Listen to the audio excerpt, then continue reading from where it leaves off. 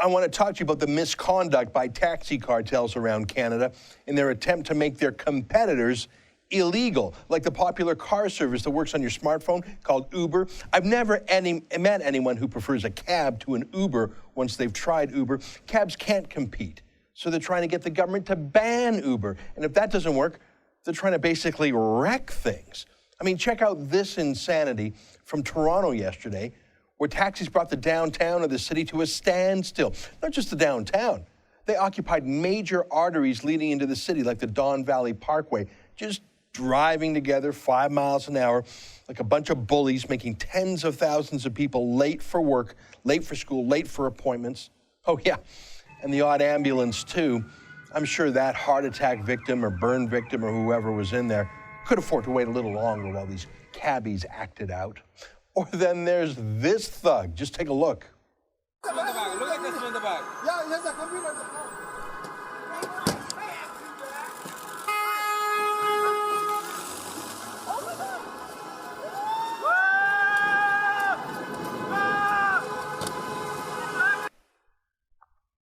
Wow, consider me persuaded by that brilliant public relations masterstroke. I mean, who wouldn't be convinced by that guy that cabs are the better way to go? By the way, I have no idea if that really was an Uber car he attacked. It might have been, maybe it wasn't. He says there was someone in the back of the car, so that proves it. Really? And does that also make it okay for a madman to physically attack a car, to hit it, to ride along on it? I mean, is that carjacking? If that's not the crime of attempted carjacking, I don't know what it is. And what would he do if he was successful? Get in the car and drive it with the passenger in the back? Would he hit the passenger? Yesterday was one of the worst I've seen, but it's not the first. Remember this craziness from Ottawa a few months ago? This was a three-way fight in Ottawa, a fight between Uber and the taxi cartel, and then a fight between the taxi cartel and its union. Check out this lawlessness on the main road leading to Ottawa's airport.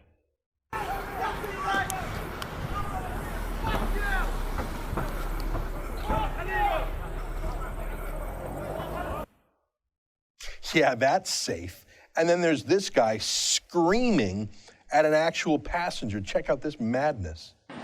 This is your face. I'm calling the police right now. Yeah, Uber is illegal in Ottawa. Okay?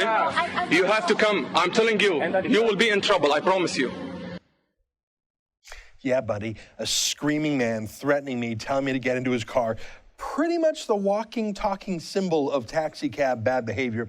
You couldn't make a TV commercial for Uber that was more persuasive to abandon cabs than what that cab thug did. He actually recorded it himself. Now, of course, this conduct is a disgrace. Of course, it is an admission that cab companies cannot convince passengers they're worth it, so they want to intimidate their competitors and obviously intimidate passengers too. For years, these taxis had a cartel, a monopoly, in collusion with city politicians against mere citizens. That's how it usually works. That's called crony capitalism. Companies cut deals with bureaucrats and politicians, and voters and taxpayers are left out. The late Robert Conquest had 3 laws of politics. Number 3 was this: the simplest way to explain the behavior of any bureaucratic organization is to assume that it is controlled by a cabal of its enemies. That's what he wrote. Now, what that would mean in this case is a city transportation commission, a city taxi commission, it doesn't actually work for the people who need to be transported. It works for their enemies, people who want to fleece them for all they're worth. Economists call that regulatory capture, where vested interests control the bureaucracies that are supposed to regulate them, control them through lobbying, actually putting their own people on the inside, and they control politicians through donations. Well, it's all coming undone. Now, I have some sympathy for the poor schmo who took his life savings and bought a taxi license, also called a medallion, that's highly limited to keep the cartel tight. Some of those medallions in Toronto used to go for more than $250,000. Do you understand what I'm saying? The cost of a nice car to drive around as a cab is maybe 40 grand, 50 grand for a nice one. But the license itself, it was so tightly limited, it was a quota, so prized, it would be worth many more, times more than that. And so someone who had a license could sell that license for a huge profit, or could rent it out to poor taxi drivers, half of whose day would be spent working just to rent the medallion, the license, before they could keep a penny for themselves. Uber destroyed all that. It lets anyone turn their own car into a kind of a cab, but not just any cab, a clean cab. A cab that is precisely and immediately dispatched to exactly where you are via the GPS in your phone. A cab that you can track on your phone so you're not wondering, is it coming? When's it coming? Is it going to come at all? A cab where you know the driver's name in advance, have his photo in advance. He has your name too. You rate him. He rates you. So everyone is better behaved. Everyone is less rude, more clean, more civil, more fun actually. Obviously it's paid automatically from your app, so you're not waiting at your destination for the credit card machine. You're not waiting for cash, no haggling, no worried about foreign currency, nothing like that. The receipt is emailed to you, including your route. Once you go Uber, you never go back, so obviously they must be stopped. I mean, no one hated Thomas Edison more than the Candlestick Makers Union. First of all, it was totally unfair, his light bulb. I mean, obviously, that's self-evident, no need to explain. Secondly, what about the jobs? I mean, you make one light bulb and it lasts for what, a year, several years? Some light bulbs might last for 10 years. But you need a new candle every few hours. What about the candlestick makers and their families? What about people who just poured their life savings into buying a candle factory? You get my point? Technology and entrepreneurship and freedom has just done for us what our politicians and bureaucrats would not do. They've made a better mousetrap and cut through the red tape and corruption in one fell swoop. And it's all so fun on your phone. It's almost like a game. This is the future. I have no more sympathy for these taxi drivers than I do for horse and buggy whip makers fighting against the car, or newspapers fighting against the internet. It's called creative destruction. It liberates people from doing old, wasteful, obsolete work and gets them into better work. I myself was let go, along with 200 others from the Sun News Network TV station, but after a bit of wondering, we're building something here better in a new technology. That's called progress. And what's my point? My point is that Uber and other similar companies, one is called Lyft, for example, there's a dozen competitors yet to be born. One day Uber itself will be succeeded. Well, these new companies only exist because ordinary Canadians voluntarily choose to use them, not through coercion. That's all the cab companies have left, you see, coercion, pressure the politicians, sue Uber in court.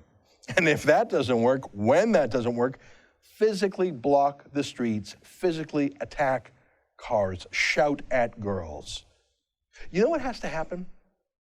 The law has to come in now, not to ban Uber. That's an attack on freedom. The law has to come in and protect our city streets.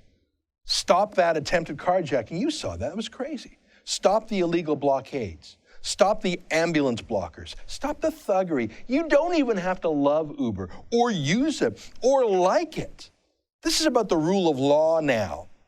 If you and two of your buddies got in your cars and took up 3 lanes in a major road and you all really slowed down your cars together in the middle of the street to make like a slow rolling roadblock, do you think the police would stand by and let you continue your protest all through the day and evening rush hour too? If you attacked some stranger's car, carjacking style like that one guy did, even if you had a really good reason, like you were really mad, do you think you would get away without charges, let alone a caution by police? Since when do unions and leftists and cartels and crony capitalists get a special free pass when it comes to law breaking? It reminds me of Greenpeace and their perpetual trespass and vandalism. Imagine if, say, an oil company fought back against Greenpeace in the same way. Imagine if Uber did some sort of illegal stunt like this to the cabbies. I mean, it's unthinkable because they're law-abiding to begin with. But even if they were to do something so absurd like that, you better believe the mayor and city council and police would come down on them like a ton of bricks saying, no one's above the law. Well, why are taxi companies and taxi drivers above the law then? I've drafted a petition, but this one is to Canada's police chiefs. Right now, it's just to the police chiefs in Toronto and Ottawa, because that's where these videos I showed you were from, but we'll add more later if we need to in other cities. The text of the petition is this: we demand that Toronto and Ottawa police enforce traffic safety bylaws and the criminal code against taxi drivers illegally harassing Uber drivers and their customers. How could you disagree with that? Will you sign our petition? Go to weloveuber.ca. You don't actually have to love Uber. You just have to love freedom and hate the idea of carjackings going on while the police stand by and do nothing.